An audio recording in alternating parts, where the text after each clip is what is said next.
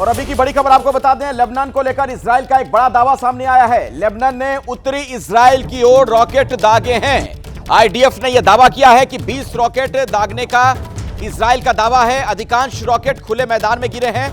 गलील क्षेत्र की ओर भी रॉकेट दागे गए हैं, यह भी इजराइल का दावा है। तो हालात वहां पर आप देख रहे हैं इस पूरे इलाके में किस कदर गंभीर होते जा रहे हैं। इजराइल ने दावा किया है कि 20 रॉकेट दागे गए हैं और लगातार सायरन की आवाज गूंज रही है पूरे इलाके में। वो आवाज भी आप सुन पा रहे होंगे।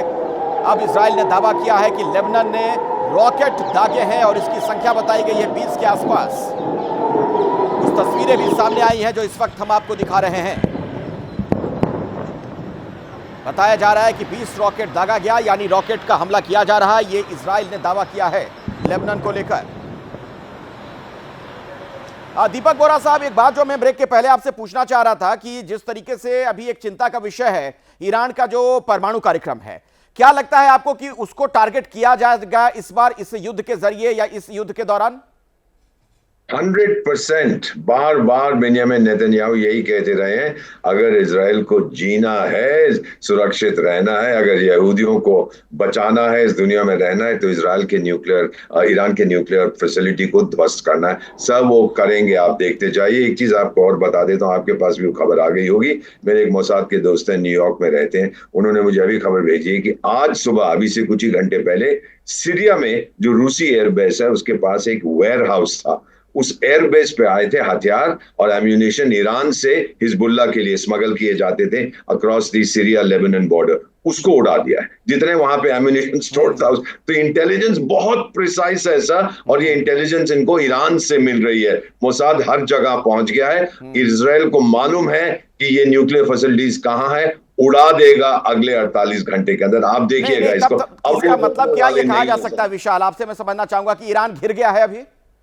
देखिए अखिलेश, बिल्कुल ये कहा जा सकता है कि ईरान इस पूरे क्षेत्र में अकेला भी पड़ता हुआ दिखाई पड़ सकता है, क्योंकि जो खाड़ी के और दूसरे देश हैं वो इस पूरे मामले पर अपनी उनका जो स्टैंड है वो काफी न्यूट्रल रखते हुए दिखाई पड़ रहे हैं। कल यही सवाल हमने जब ईरान के राजदूत से पूछा था कि क्या सऊदी अरब और यूएई का वो कैसा रोल देखते हैं मौजूदा तनाव के बीच में, तो बहुत गोलमोल सा जवाब ईरान के राजदूत ने दिया था, क्योंकि उन्हें पता है कि इस वक्त जो इजराइल के साथ ईरान का तनाव चल रहा है उसमें खाड़ी के देश बहुत खुलकर साथ देते हुए ईरान का नजर नहीं आएंगे। और यही वजह है कि जो इजराइल ने हिजबुल्लाह के ठिकानों पर हमले किए, लेबनान में कई जगहों पर हमले किए, उसके बाद से खाड़ी के देश यहां पर संघर्ष विराम की बातचीत जरूर कर रहे हैं, लेकिन ईरान का बहुत खुलकर साथ देते हुए नजर नहीं आ रहे हैं। और यही वजह है कि ईरान अपनी मौजूदगी दर्ज कराने के लिए कि वो हिजबुल्लाह के साथ खड़ा है, हिजबुल्लाह को बैकअप दे रहा है, हमास के साथ खड़ा है, इसीलिए ईरान ने इजराइल पर पलटवार किया है। लेकिन अब इजराइल जब हमला करेगा